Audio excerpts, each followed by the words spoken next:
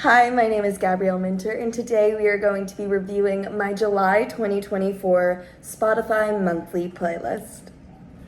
Now, if you're wondering how we are going to be reviewing a self-made playlist, well, it is simple. We are going to categorize it into a few couple of key details for each song, scoring and basing those rankings off the components that each one is going to be judged and critiqued by. With this playlist spanning almost 40 songs in almost 2 hours in track time, I will be breaking it down a little bit and not going through absolutely everything, but definitely those hard hitters and the ones that definitely lost. Each one of these categories is very definitive in the way that they are structured, and those 3 categories are going to be lyricism, production, and finally overall marketability. Starting off with a bang was Camila Cabello's third and final single leading up to her new album, XOXO, Chanel No. 5. Now this track absolutely has everything you would want from a sensual, sexy,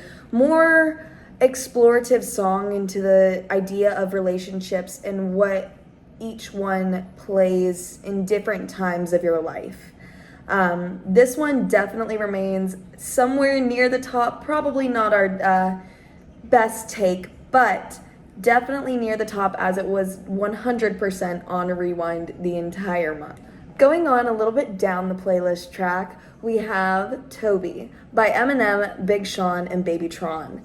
Now, this was a very pleasant surprise to me.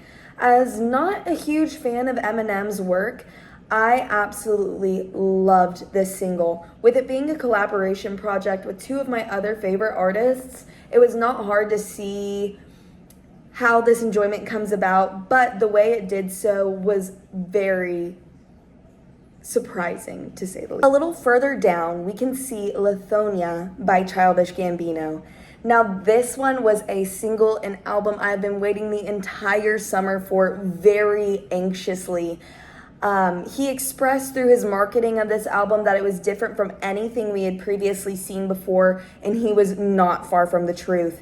This truly showcases another element that Gambino adds to his deep and expansive list of previous projects, with it being different from every single one in the way that it is a continuous story throughout, filled with monologues and dialogues, speech, and truly just giving us the idea and immersing ourselves in his creative world. Next up, we have one of our losers for this month with one of the worst tracks on this playlist as Katy Perry's Woman's World. This was just not what I was expecting it to be. It felt a bit 2010-ish in the way of its productions, and it felt just a little outdated.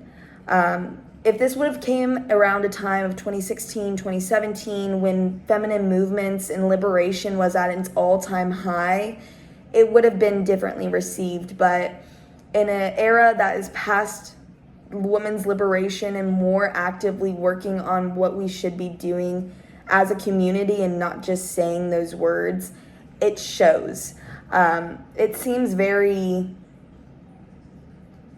boring in a sense of words, not bringing much to the table that we haven't seen previously done by other artists, and it just doesn't seem to have the Perry power that she wants up. We have one of the best singles coming from one of the best well-received albums of this summer, 365 by Charli XCX. This comes off of her album Brat, which was highly acclaimed as one of the most influential pop culture pieces of this summer. 365 takes a daring turn on what is seeming to be a party girl trapped within the own insecurities of her mind, but playing it off as unaware and naive in a way. Nonetheless, it conveys its message very strongly, with a lot of listeners relating to the words that she is saying and how we have to put this mask or front on in front of most crowds to make seem like we're okay when in reality we are not. Coming in hot is Remy Wolf's 2 double drop singles, Toro and Pitiful.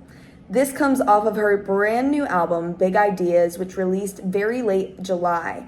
These were released as a double single drop right before the album itself came out. And wow, oh wow, does it absolutely deliver. It absolutely delivers on the powerful, more impactful tone of her voice, using her voice as another instrument to complement what is already going on. Both of these singles just hold so much power and relevance to where they stand within the track list. Now, onto this next one is one that lies somewhat in the middle. It's not necessarily amazing, but it's not the worst of the worst. But we also have Role Models, Kansas Anymore. This was the title track off of his new album that released this month, and it just didn't deliver what it needed to whenever it came around. With two previous singles being released before and being well received, this one seemed like more of a fallback, as it is the title track, and of course a lot of people would expect that to be a single more than anything else. It explores the idea of leaving a hometown and forgetting what once was to lead a life that you now can see yourself in further down the line. But it feels repetitive and just not anything brand new or exciting. Lastly, coming up in a great spot is Chasing Low Vibrations by Foster the People. This one was absolutely one I wasn't expecting, as it was their first single drop leading up to their expected new album. Chasing Low Vibrations comes in with a powerful and demanding force that Foster the People is known for.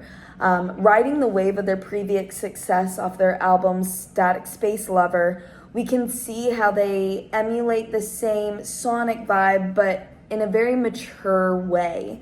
Chasing Low Vibrations also displays the idea of chasing something that's bad for you to ultimately lead to exactly where you are. Confronting the idea of change and how that is supposed to bring us around, but in this today and date, we don't see a lot of it happening. It is excellently written and wonderfully produced to bring about this cohesive piece of art that feels very reminiscent for the time being. Thank you so much for listening to my review of my July 2024 Spotify monthly playlist. While this is not all the tracks and not all of the opinions that I have, if you want to check it out yourself, the link is going to be in the description below, and I would love for you to tell me what you think about each song and where you think each one stands. But until next time, have a good one.